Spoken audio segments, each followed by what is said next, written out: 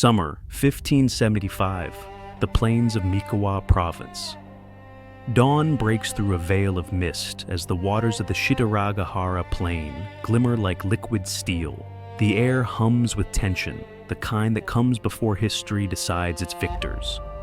A low wind stirs the banners of Oda Nobunaga and Tokugawa Ieyasu, their crests fluttering above tens of thousands of men assembling near Nagashino Castle.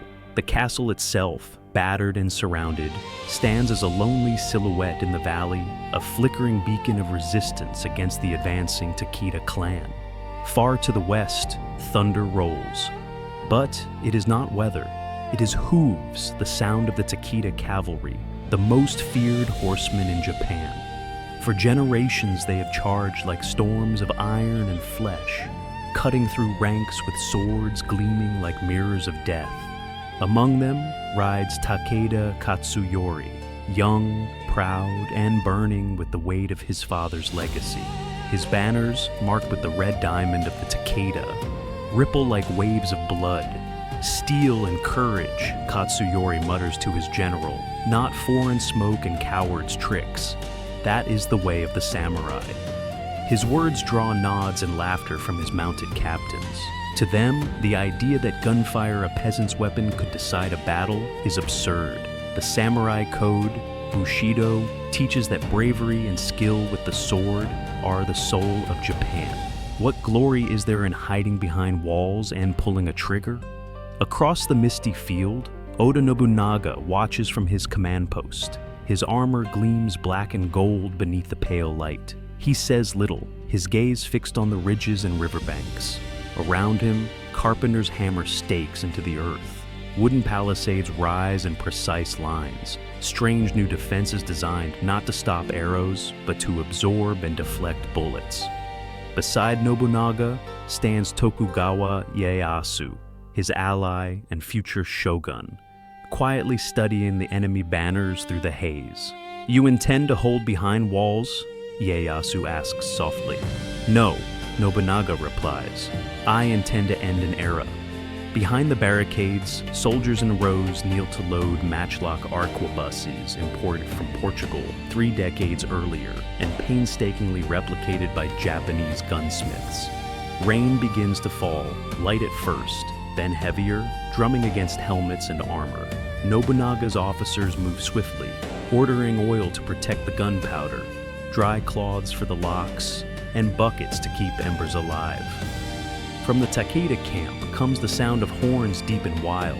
Thousands of riders assemble, their armor lacquered in crimson and black, their horses stamping and snorting in the mud. They believe they will crush this static army before sunset. After all, no wall can stop a storm of horsemen. But the field at Nagashino is deceptive, a killing ground, shaped by Nobunaga's mind. Behind every barricade stands 3 lines of gunners, each trained to fire, reload, and rotate in seamless rhythm. Beneath their feet, the mud thickens, the streams overflow. What was once open ground has become a trap. The first drops of rain turn to sheets. The banners sag with water. The men breathe in the scent of wet earth and iron. Somewhere in the fog, a soldier whispers a prayer to Hachiman, the god of war. And in that moment, before dawn fully breaks, both armies wait. One, driven by tradition and pride.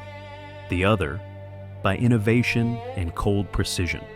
The age of the sword is about to meet the age of gunfire.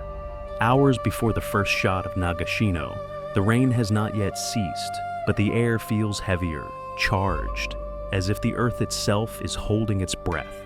For centuries, Japan had lived and died by the sword.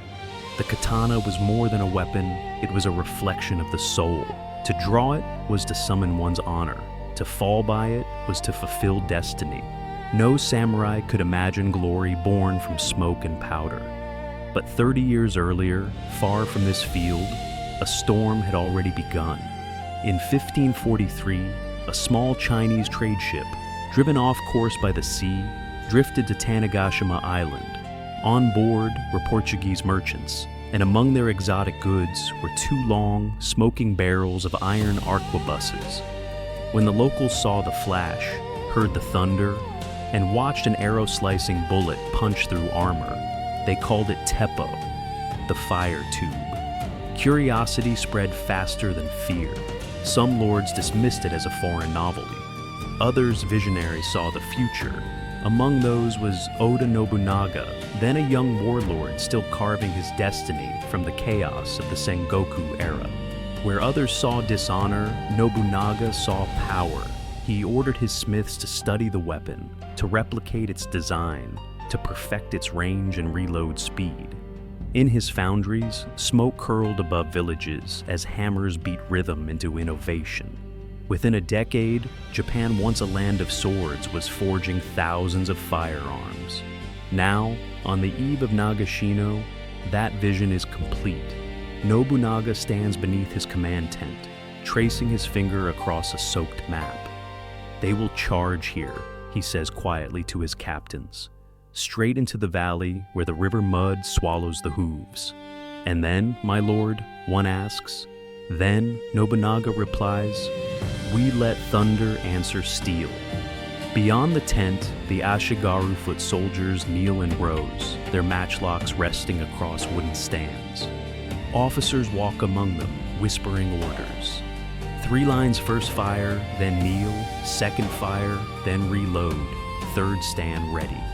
Each man carries a powder flask, a pouch of bullets, and the spark of history about to ignite. Across the field, Takeda Katsuyori rides among his men, rain streaking his crimson armor. "They hide behind walls like cowards," he shouts, voice rising above the storm.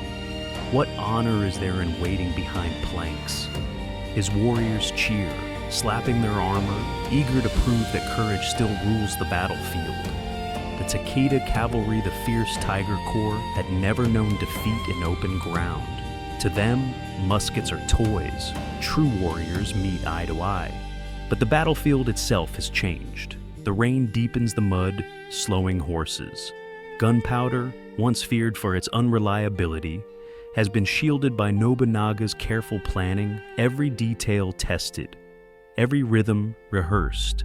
By nightfall, the barricades are finished, 3 lines of stout wooden fences braced with straw and soil. Behind them, torches flicker in the mist, illuminating rows of steel barrels glistening under oil.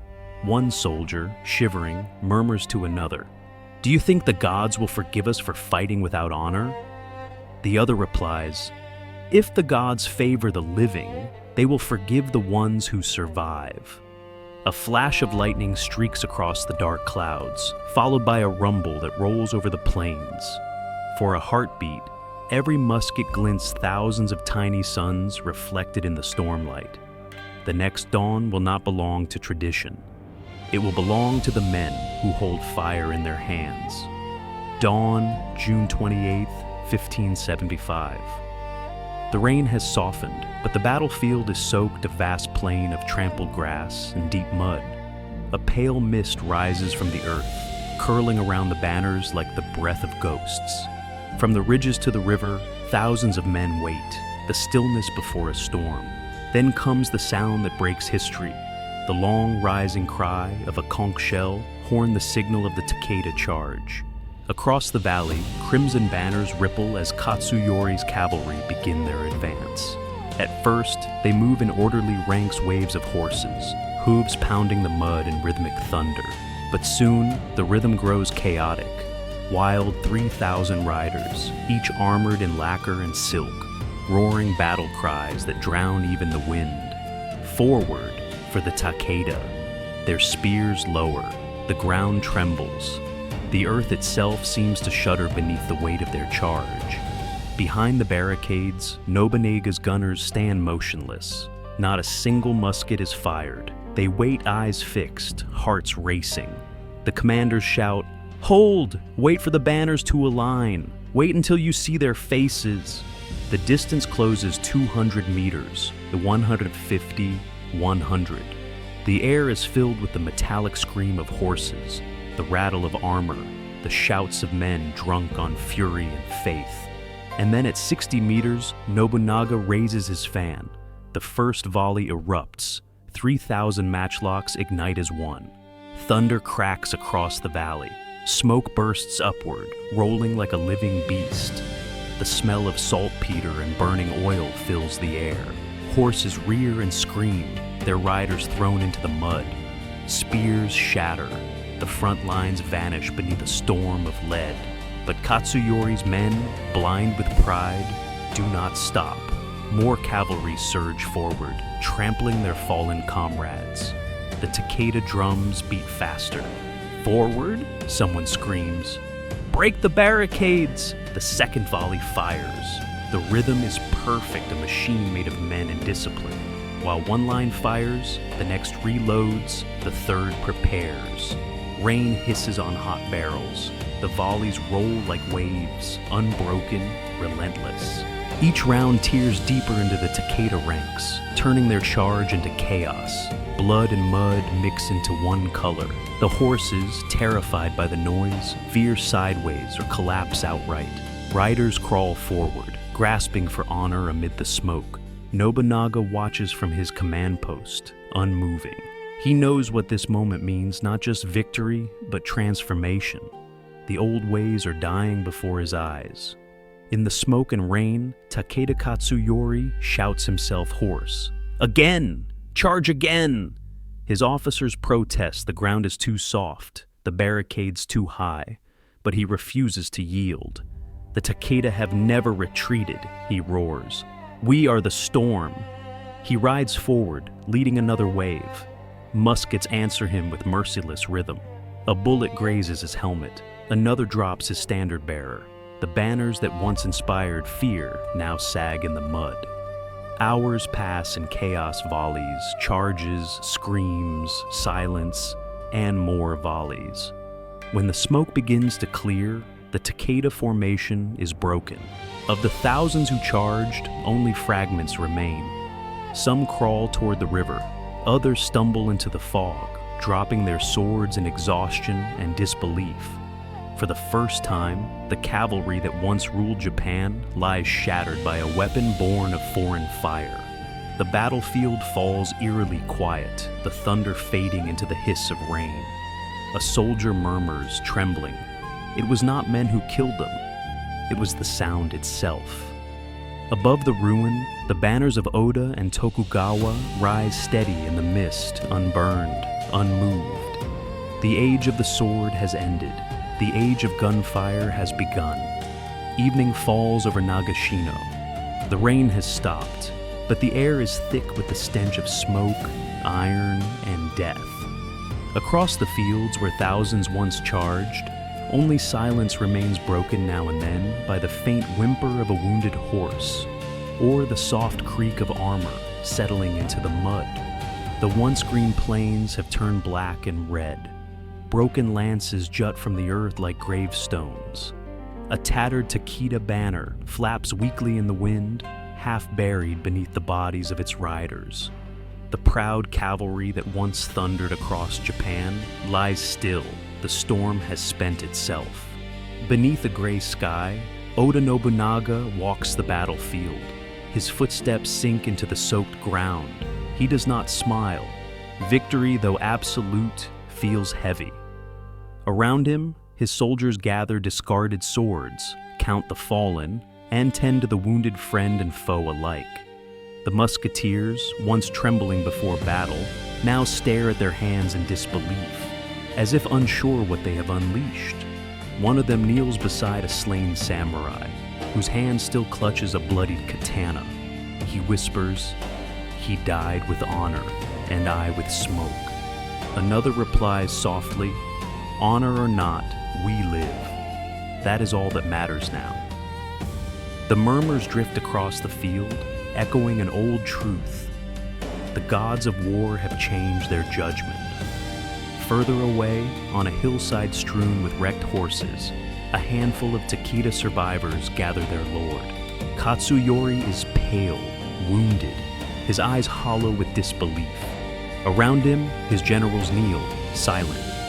The young lord stares at the distant flicker of Oda's campfires. "All my father built," he mutters, voice barely audible, crushed by thunder and smoke. No one answers him. The Takeda banners, once blazing symbols of fear, are lowered forever that night. Back in the Oda camp, Nobunaga sits before a low lantern. His armor is spattered with mud and ash, his fan resting beside him. Tokugawa Ieyasu enters quietly and bows. "The field is ours," Ieyasu says. "No," Nobunaga replies after a pause, his tone distant. "It belongs to the future now."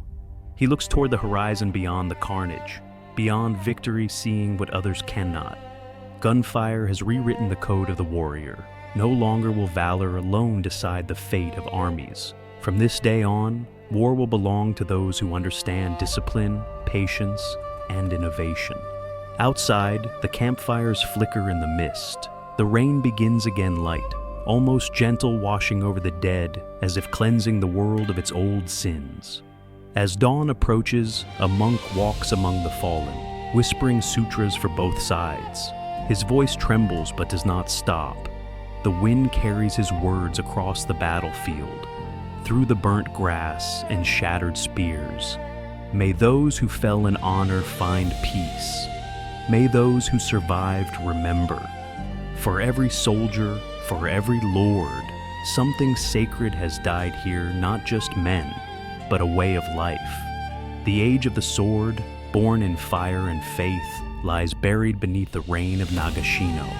Morning the day after Nagashino. Mist rolls gently over the valley, veiling the horror beneath a calm silver light. Crows circle above the distant ridges. The river Shitaragahara runs dark with silt, washing away the last traces of battle. A new stillness lingers, not the silence of fear, but of transformation. At the Oda camp, soldiers dismantle barricades blackened by gunpowder. The smell of smoke clings to their armor. Each man moves with the slow disbelief of one who has witnessed the impossible. Where swords once ruled, now fire commands. Oda Nobunaga stands apart, his gaze fixed on the field that had been his experiment and his revelation. He does not celebrate. He understands what he has done. Steel can be sharpened, he murmurs to Ieyasu beside him. But mind must change if empires are to rise. Nagashino was more than a victory, it was a fracture in time. For centuries, Japan's wars had been decided by courage, bloodlines, and the cut of a blade. But here, in the rain and thunder of 1575, warfare was reborn as a science. Nobunaga's three-line volley system, his disciplined formations, and the mass production of firearms became the new template for power. News of the battle spread swiftly across the provinces. The myth of the invincible cavalry died with the Takeda. Lords who once mocked the arquebus now sent envoys to Kyoto and Sakai, begging Nobunaga's gunsmiths to teach them. Within years, the sound of musket fire echoed from every province from Kyushu's hills to the Kanto plains. The transformation did not end with the weapon. It reshaped Japan itself. The samurai, once lone champions of honor and swordsmanship, became commanders of disciplined, firearm-bearing armies. Armor designs changed to deflect bullets. Fortresses evolved into sprawling castle towns, designed to withstand sieges by cannon and gunfire. The art of war, once poetry in motion, turned into mathematics range, rotation, reload. And beneath this change lay the iron will of Nobunaga, whose vision reached far beyond victory. Years later, Toyotomi Hideyoshi and Tokugawa Ieyasu, both heirs to Nobunaga's revolution, would use these same lessons to unify the islands under a single rule. The thunder that began at Nagashino would echo for centuries, shaping Japan's destiny from the Sengoku chaos to the dawn of peace in the Tokugawa shogunate. But history always exacts a price. With the rise of gunfire came the fading of an ideal, the code of the lone warrior, the poetry of steel meeting steel. In temples and tea houses, old samurai would whisper of Nagashino as both triumph and tragedy, the day courage met progress, and neither emerged untouched. As the sun finally pierces the morning mist, the battlefield glows golden. The smoke, the blood, the cries all fade beneath the light. Nobunaga mounts his horse, turns once toward the Valley of the Dead, and rides away without a word. Behind him, the future has already begun to march. The world will remember this day not as an end, but as a beginning, the moment when thunder replaced honor and Japan stepped into the Age of Fire.